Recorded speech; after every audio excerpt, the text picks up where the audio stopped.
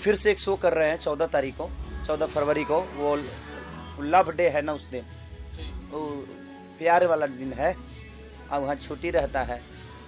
तो प्यार गुलाब उलाब का दिन है, तो सरप्राइज कौन डे है? Valentine day.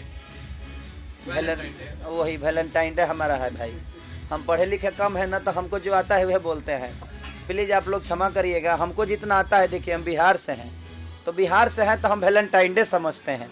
हमको तो उतना इंग्लिश आता नहीं है, जितना आता है उतना में बोल लेते हैं भाई। आप लोग समझ जाइएगा, प्लीज़ बुरा मत मानिएगा।